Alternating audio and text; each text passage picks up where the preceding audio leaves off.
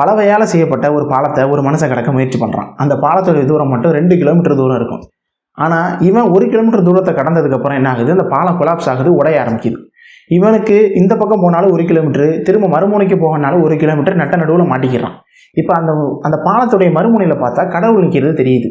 உடனே இவனுக்கு பயங்கர ஹோப், கடவுளே என்னை காப்பாற்றுன்னு கத்த ஆரம்பிக்கிறான். கடவுளே என்னை காப்பாற்றுன்னு கத்துறான். ஆனால் கடவுள் எந்த ஒரு ரியாக்ஷனும் கொடுக்கல. கடவுள் நின்ற மாதிரியே நிற்கிறாப்புல.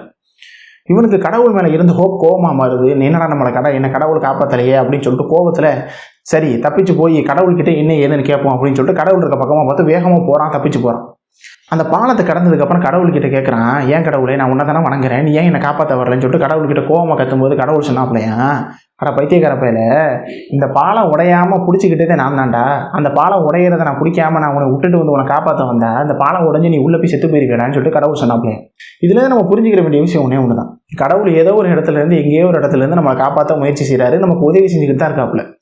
நம்ம அதை விட்டுட்டு நம்ம எந்த ஒரு முயற்சி செய்யாமல் நம்மளோட ட்ரீமை நோக்கி ஓடாமல் நம்ம இருந்த இடத்துல இருந்துக்கிட்டு எனக்கு பணம் வேணும் காசு வேணும்னு முயற்சி பண்ணால் கண்டிப்பாக சொன்னால் எதுவுமே கிடைக்காது. இப்போ உதாரணத்துக்கு பாருங்கள், நமக்கு பணம் வேணும்னு சொன்னால் ஒன்று பேங்க்கு போகணும், இல்லை ஏடிஎம்முக்கு போகணும். ஏதோ ஒரு முயற்சி செஞ்சு அங்கே போனால் தான் நமக்கு பணம் கிடைக்கும். இருந்த இடத்துல இருந்துக்கிட்டு எனக்கு பணம் வேணும் பணம் கிடைக்கணும் அப்படின்னு முயற்சி பண்ணால் எதுவுமே கிடைக்காது. அதே மாதிரி தான் கடவுளுடைய உதவி நம்மளுக்கு கிடைக்கணும்னு சொன்னால் நம்ம கடவுள்கிட்ட போகணும். அதாவது நம்ம செத்து போய் கடவுள்கிட்ட போகணும்னு சொல்லலை. நம்மளுடைய உதவி, நமக்கு தேவையான உதவி நமக்கு கடவுள்கிட்ட இருக்குன்னு சொன்னால் நமக்கு அதுக்கான முயற்சி செய்யணும். அப்போ தான் கடவுளோட உதவி நமக்கு கிடைக்கும். ஸோ இதுலேருந்து நமக்கு புரிஞ்சுக்கிற வேண்டிய விஷயம், நம்மளோட ட்ரீம் என்னன்னு பாருங்கள், தேடுங்க, தேடினா கிடைக்காது, எதுவுமே கிடையாது, முயற்சி செய்யுங்க.